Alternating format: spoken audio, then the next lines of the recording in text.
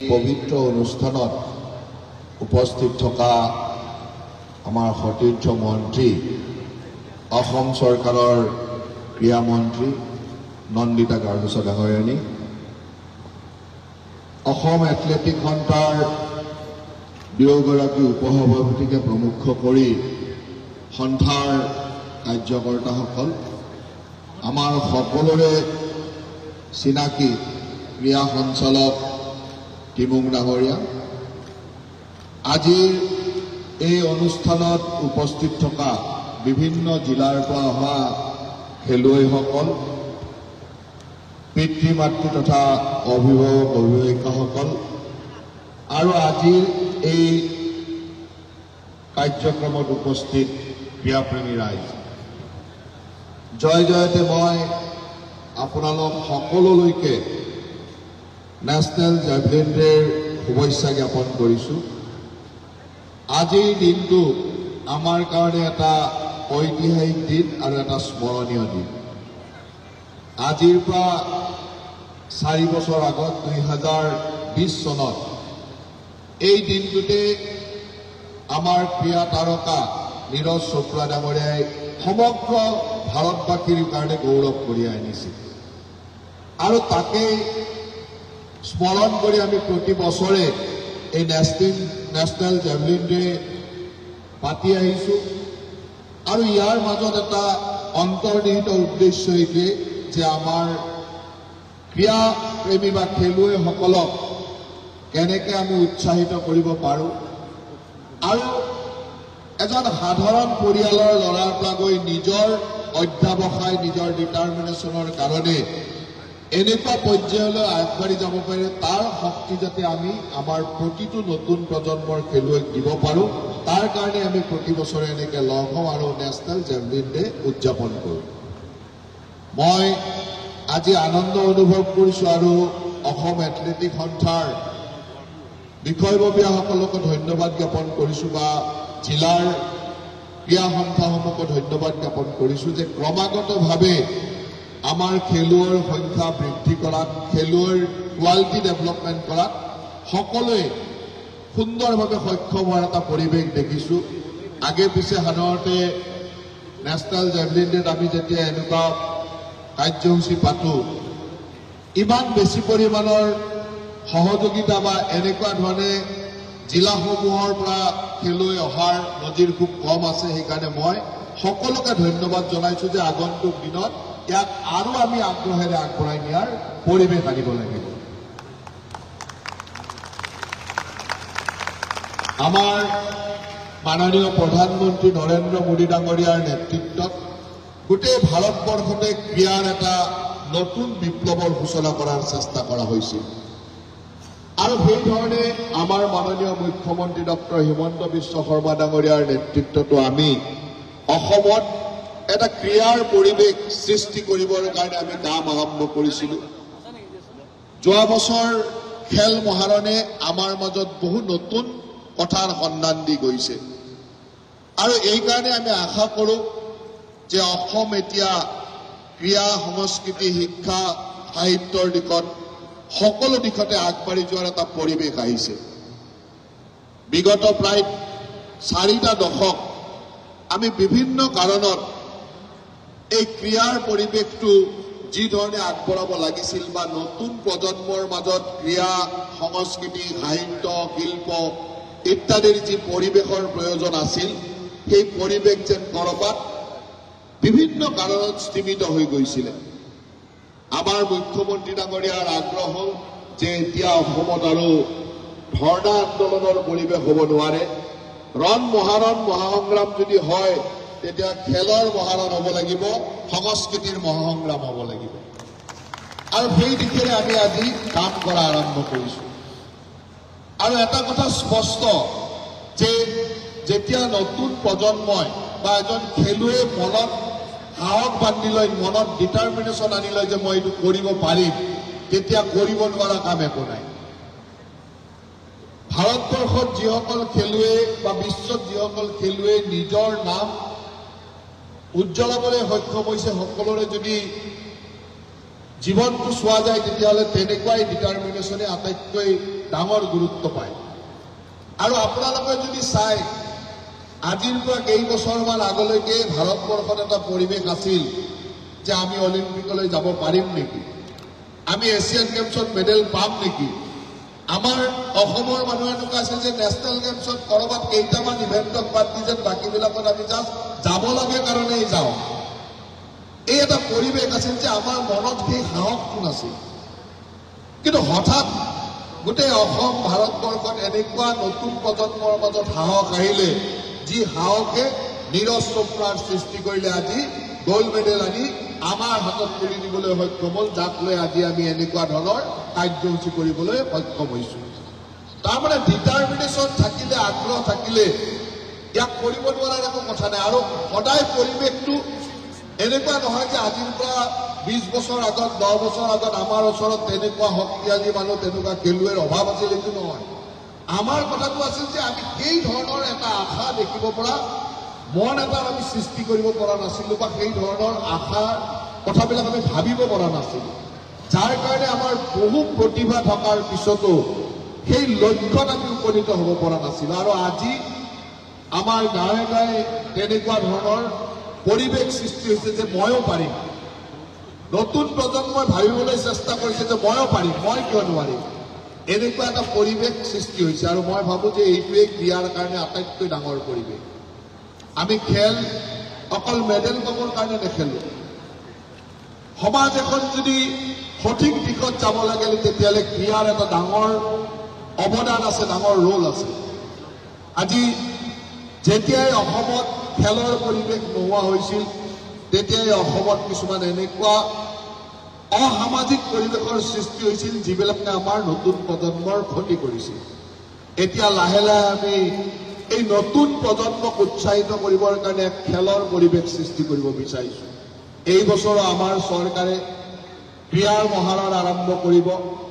এই খেলৰ মহাৰণ আৰম্ভ কৰাৰ লগে লগে মই ভাবোঁ যে যোৱা বছৰ যি ধৰণে লাখ লাখ ল'ৰা ছোৱালীয়ে নিজৰ গাঁওখনতে খেলৰ এক পৰিৱেশ সৃষ্টি কৰিছিল, আৰু তাৰ মাজৰ পৰা ৰাজ্যিক পৰ্যায়লৈ যি সুন্দৰ প্ৰতিযোগিতাৰ মনোভাৱেৰে ল'ৰা ছোৱালীবিলাক ওলাই আহিছিল, সেয়ে আমাক এক সুন্দৰ পৰিৱেশ দিছিল। আৰু এইবেলিও আমি এই খেলৰ মহাৰণ আমি আৰম্ভ কৰিবলৈ লৈছোঁ। এই পৰিৱেশটো আমি ধৰি ৰাখিব লাগিব।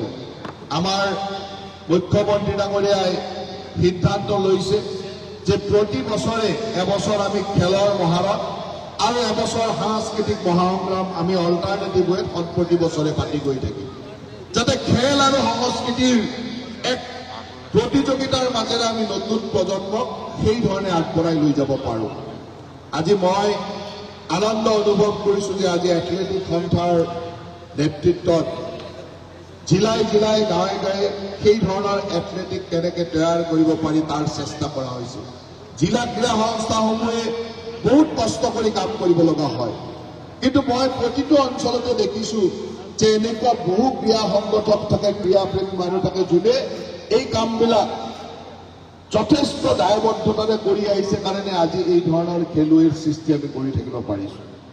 অসম এথলেটিক সন্থাই কিছুদিন আগত আমি এটা সিদ্ধান্ত লৈছিলোঁ যে অসম এথলেটিক সন্থাই এখন একাডেমি সুন্দৰভাৱে স্থাপন কৰাৰ, আৰু সৰুসজাই এই ষ্টেডিয়ামৰ ভিতৰতে আমি অতি কম দিনৰ ভিতৰত এখন এথলেটিক একাডেমি আমি আৰম্ভ কৰিম। আজিও ৰাতিপুৱা আমি ইয়াৰ আগতে অলপ আগতে আমি ক্ৰীড়ামন্ত্ৰী ডাঙৰীয়ানীৰ লগতো কথা পাতিছোঁ, যাতে আমি ইয়াত এখন সুন্দৰ এথলেটিক একাডেমি এখন আৰম্ভ কৰিব পাৰোঁ। লাগিলে প্ৰথম বছৰ আমি 15 জন 20 জন কম সংখ্যাৰে আৰম্ভ কৰিম। ইয়াত কোনো এনেকুৱা কথা নাই যে বহুত বেছি সংখ্যা ল'ব লাগে। খেলৰ মহাৰণৰ পৰাও কিছু ল'ৰা ছোৱালী দৃষ্টিত আছে, এথলেটিক সন্থাৰ দৃষ্টিতো বা আমাৰ ক্ৰীড়া সংগঠক বা আমাৰ কোচসকলৰ দৃষ্টিতো কিছু ল'ৰা ছোৱালী আছে। সেইসকলক লৈ আহি আমি যাতে ইয়াত এখন সুন্দৰ একাডেমি কৰিব পাৰোঁ, আৰু ইয়াত একাডেমিত থকা ল'ৰা ছোৱালীসকলে যাতে ওচৰৰ কোনোবা এখন স্কুলত বা কোনোবা কলেজত সুন্দৰভাৱে পঢ়াৰ পৰিৱেশটো আমি ইয়াতে দিব পাৰোঁ। কাৰণ আমাৰ যিসকল খেলুৱৈ সম্ভাৱনাময় খেলুৱৈ, তেওঁলোকৰ পৰিয়ালৰ অৱস্থা, বিভিন্ন ধৰণৰ পৰিৱেশ, ক্ৰীড়াৰ পৰিৱেশ, বা পঢ়া শুনা সকলো একেলগে চলাই কেতিয়াও চলাব নোৱাৰে কাৰণে আমি হয়তো সেই ধৰণৰ ক্ৰীড়াবিদৰ জন্ম দিব পৰা নাই। মই ভাবোঁ যে এথলেটিক একাডেমি এখন ইয়াত যদি কৰি আমি তেওঁলোকক ৰাতিপুৱা গধূলি প্ৰেক্টিছ কৰাৰ সুবিধাৰ লগে লগে দিনৰ ভাগত ওচৰৰ স্কুল এখনত যদি পঢ়িব পৰা পৰিৱেশ এটা দিব পাৰোঁ, আনুষ্ঠানিক শিক্ষাৰ পৰিৱেশৰ পৰা তেওঁলোক যাতে আঁতৰি আহিব লগা নহয়, সেই দুইটাকে যদি সুন্দৰভাৱে আগবঢ়াই দিব পাৰোঁ, তেতিয়াহ'লে প্ৰকৃতাৰ্থত সুন্দৰ সুন্দৰ ভাল খেলুৱৈৰ জন্ম আমি দিব পাৰিম। আৰু এই বছৰৰ পৰাই আমি এই এথলেটিক একাডেমিখন আৰম্ভ কৰাৰ পৰিকল্পনাৰে আগবাঢ়িছোঁ। ইতিমধ্যে আমাৰ এথলেটিক সন্থাৰ এটা টীম আমি কৰি দিছিলোঁ। তেখেতসকলে গোটেইখিনি চাই মেলি কেনেকৈ একাডেমিখন কৰিব লাগে, কি ধৰণৰ ব্যৱস্থা আমাৰ প্ৰয়োজন বা কি ধৰণৰ ব্যৱস্থা আমি ৰাখিব লাগিব, সকলো কথা তেওঁলোকে এটা ৰিপৰ্ট আমাক দিছে। আৰু অসম চৰকাৰৰ ক্ৰীড়া মন্ত্ৰীৰ লগতো মই আজি কথা পাতিছোঁৱেই অলপ আগতে।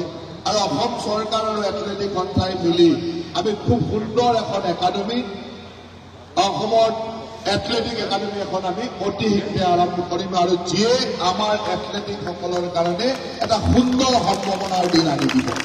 গতিকে মই আপোনালোক সকলোকে ধন্যবাদ জ্ঞাপন কৰিছোঁ। ক্ৰীড়াৰ মাজেৰে আমি সকলোৱে অকল খেলৰ প্ৰতিভা বা আমাৰ মেডেল জিকাই নহয়, সকলোৰে মানসিক উত্তৰণ কৰাৰ অত্যন্ত প্ৰয়োজন আছে। আপোনালোকে যদি চাই সমাজত যিসকল লোক খেলৰ মাজেৰে আহিছে, তেওঁলোকৰ এটা সমাজপ্ৰিয়তা, দলবদ্ধতা, দলটোৰ লগত একেলগে কাম কৰা, এই ধৰণৰ কিছুমান গুণ নিজে নিজে ডেভেলপ হৈ যায়। ক্ৰীড়াত থকা মানুহ কেতিয়াও অকলশৰীয়া হ'ব নোৱাৰে, খেলত থকা মানুহে সমাজবাদ দি থাকিব নোৱাৰে। যিকোনো খেলত, মই কোনো খেলৰ বাবে এথলেটিক বুলি কোৱা নাই, যিকোনো খেলৰ লগত জড়িত থকা মানুহ কেতিয়াও অকল আত্মকেন্দ্ৰিক হ'ব নোৱাৰে, অকল নিজৰ কথা চিন্তা কৰিব নোৱাৰে। সমাজৰ কথা চিন্তা কৰিব লাগিব, দলটোৰ কথা চিন্তা কৰিব লাগিব, টিম এফৰ্ট এটাৰ কথা চিন্তা কৰিব লগা হয়, আৰু খেলে এইবিলাক কথা শিকায়। আৰু আজিৰ সমাজত এই মূল্যবোধবিলাকৰ অত্যন্ত প্ৰয়োজন আছে। নতুন প্ৰজন্মই একলগ হৈ সংগঠিত ৰূপত এখন অসম কৰিব লাগিব। আৰু আমাৰ মুখ্যমন্ত্ৰী ডাঙৰীয়াই যিখন ভাৰতবৰ্ষৰ শ্ৰেষ্ঠ 5খন ৰাজ্যৰ ভিতৰত এখন অসমৰ পৰিকল্পনা কৰিছে, সেই অসমৰ পৰিকল্পনাত তেতিয়াই সাৰ্থক হ'ব যেতিয়া নতুন প্ৰজন্মই খেল, সংস্কৃতি, শিল্প, কলা, সাহিত্য সকলো দিশতে ৰাজ্যখনক আগবঢ়াই লৈ যাব। আৰু মই আশা ৰাখোঁ যে আজিৰ এই জেভলিন ডে আমি সকলোৱে এটাই সংকল্প ল'ম, যেনেধৰণে নীৰজ চোপ্ৰা ডাঙৰীয়া এটা সাধাৰণ পৰিয়ালৰ পৰা গৈ নিজৰ অধ্যাৱসায়, নিজৰ লক্ষ্য, নিজৰ দৃঢ়তাৰ কাৰণে আজি এই ধৰণৰ সোণৰ পদক আনি আমাক গৌৰৱান্বিত কৰিবলৈ সক্ষম হৈছে। সেই ধৰণে আমি সকলোৱে এটা লক্ষ্য আগত ৰাখি এই ক্ৰীড়াৰ পৃথিৱীখনত কাম কৰিম, তাকেই সংকল্প ল'ব লাগে। তাৰ লগতে ভগৱানৰ ওচৰত আশীৰ্বাদো বিচাৰিছোঁ যে এইবেলিও নীৰজ চোপ্ৰা ডাঙৰীয়াই আমাৰ মাজত সেই ধৰণৰ একেই উৎসাহ, সেই ধৰণৰ একেই গৌৰৱ কঢ়িয়াই আনক, তাকেই কামনা কৰি ভগৱানৰ ওচৰতো আশীৰ্বাদ বিচাৰিছোঁ। আমি সকলোৱে মিলি আজিৰ এই পবিত্ৰ দিনত আমি আশা ৰাখোঁ যে অকল নীৰজ চোপ্ৰাই নহয়, এইবেলি ইতিমধ্যে 2-4টা মেডেল আমি পাইছোঁ, আৰু আগন্তুক দিনত এইকেইটা দিনৰ ভিতৰত আৰু বহুকেইটা পদক ভাৰতে লৈ আহিব পাৰিব, যিয়ে আমি প্ৰতিজন ভাৰতীয়কে গৌৰৱান্বিত কৰিব। আৰু আমি সকলোৱে মিলি সেই বিশ্বৰ সকলো দিশতে ভাৰতখনক আগবঢ়াই নিয়াৰ, বিশ্বগুৰু কৰাৰ আমি পৰিকল্পনাৰে কাম কৰাৰ যি প্ৰয়াস, সেই প্ৰয়াসক আগবঢ়াই লৈ যাম। গতিকে মই বেছি দীঘলীয়া নকৰি আপোনালোক সকলোকে শুভেচ্ছা জনাইছোঁ। প্ৰতিগৰাকী খেলুৱৈকে অভিনন্দন জনাইছোঁ, শুভেচ্ছা জনাইছোঁ। মেডেল লাভ কৰাটোৱে আমাৰ সকলোৰে লক্ষ্য নহয়, দলবদ্ধভাৱে টিম এফৰ্টত কাম কৰা, ডিচিপ্লিন শিকা, আমি খুব সুন্দৰভাৱে নিয়মানুৱৰ্তিতা, শৃংখলাবদ্ধতা শিকা, আৰু এটা সমাজপ্ৰিয় জীৱন, আৰু ৰাষ্ট্ৰখনক, ৰাজ্যখনক, জাতিটোক ভাল পাই তাৰ কাৰণে কাম কৰাৰ যিটো ইচ্ছা, সেই ইচ্ছাটো এই ক্ৰীড়াৰ মাজেৰে জাগ্ৰত হয়। আৰু প্ৰতিজন খেলুৱৈৰ মাজত সেই ধৰণৰ উৎসাহ, সেই ধৰণৰ আকাংক্ষা জাগ্ৰত হওক। আজিৰ এই পবিত্ৰ জেভলিন ডেত তাকেই কামনা কৰিছোঁ। আপোনালোক সকলোলৈকে পুনৰ ধন্যবাদ, কৃতজ্ঞতা আৰু শুভেচ্ছা জনাই সকলোৰে উত্তৰোত্তৰ কামনা কৰি মই মোৰ বক্তব্য ইমানতে সামৰণি মাৰিছোঁ। ধন্যবাদ।